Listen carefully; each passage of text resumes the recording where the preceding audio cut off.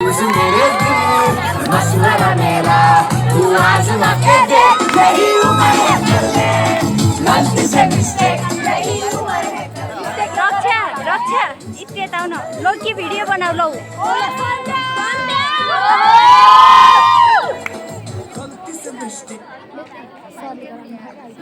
Debit र credit मिलाउँदै Ramesh सरको class सकिगयो। Debit र क्रेडिट मिलाउँदै रमेश सरको क्लास सकिगयो। ब्यालेन्स सिट नमिलेरै हाम्रो यो 2 वर्ष बितिगयो। जति न्यारेसन लेखे पनि हाम्रो जिन्दगीको हिसाब भेटिएन। जति न्यारेसन लेखे पनि हाम्रो जिन्दगीको हिसाब भेटिएन। आज बिदाई हुँदैछौ तै पनि सरको त्यो लेजरको डर मेटिएन।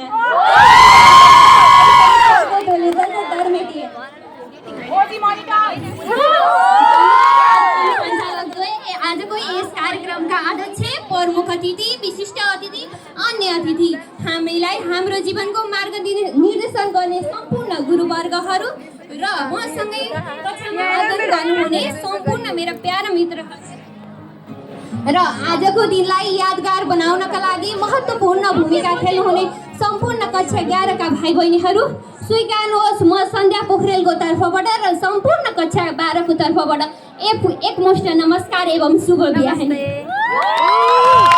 छुट्नु र भेट हुनु भनेको जीवनको प्रक्रिया हो।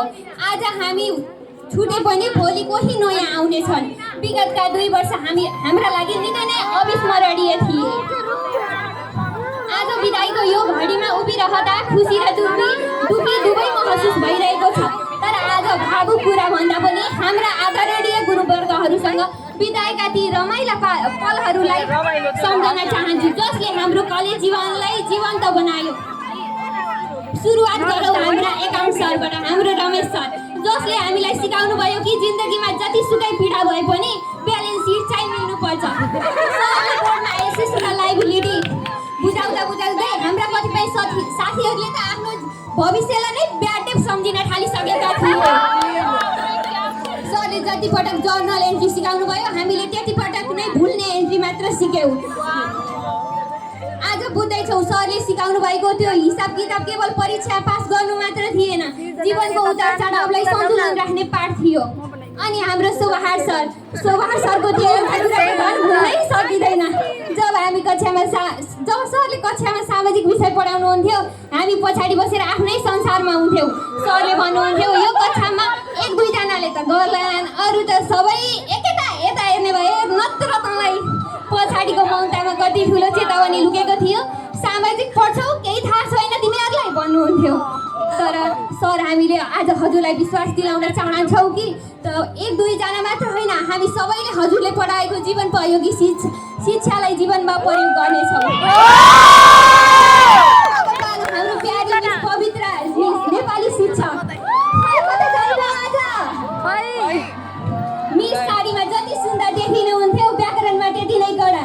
हाम्रो रसोदी कवि गृता मिस भन्नुहुन्थ्यो एउटा सुते वाक्य लेख्न आउँदैन तिमीहरूले त व्याकरणको आत्महत्या नै गर्छौ कि क्या हो।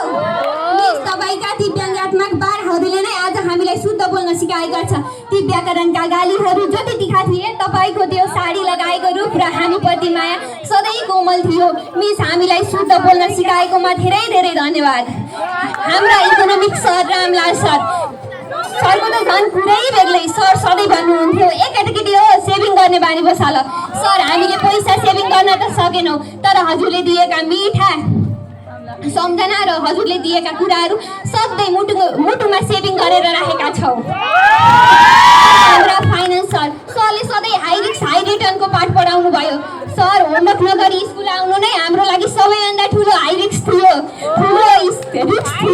जसको रिटर्नमा कहिलेकाहीँ गाली पनि पाइन्थ्यो। अब पालो हाम्रो इङ्ग्लिस सरको 3, 2, 1 साइलेन्ट। मुखबाट यो 3, 2, 1 भन्ने शब्द निस्किँदा बित्तिकै हाम्रो कक्षामा यसरी सन्नाटा छाउँथ्यो कि जसरी हाम्रो जिब्रोमा म्युट वचन थिकिसकिएको छ। सरले आर यु गेटिङ मी भन्दा हामीले के गेट गर्यौँ त्यो त हामीलाई थाहा छैन तर हजुरको कम्युनिकेसन स्किलको अगाडि हाम्रो ग्रामर सधैँ नै साइलेन्ट रह्यो। तपाईहरू सबै गुरुवर्गको यो माया गाली र व्यङ्ग्यले नै आज हामीलाई यहाँसम्म पुर्याएको छ। हाम्रा गल्तीहरूलाई क्षमा गरिदिनु होला। अब त हामीले विद्यार्थी जीवनको सबैभन्दा भने कक्षा 11 मा पढ्दै गरेका भाइ बहिनीहरू सबैले राम्रोसँग पढ्नु होला। नतिजा कहिले सोचे जस्तो आउन सक्छ, कहिले नराम्रो आउन सक्छ, त्यसलाई सकारात्मक लिएर अगाडि बढ्ने प्रयत्न गर्नु होला। मलाई लाग्छ मैले रामापुर मावि चयन गरेर राम्रो निर्णय लिएर हजुरहरूले पनि राम्रै निर्णय लिनुभयो। मसँग अब परीक्षा दिने मेरा सम्पूर्ण साथीहरूलाई आजसम्म गरेका गल्तीहरूको क्षमा माग्दै सबैलाई उज्जवल भविष्यको शुभकामना दिँदै छोटो एउटा मुक्तक भनेर यहाँबाट बिदा हुन चाहन्छु।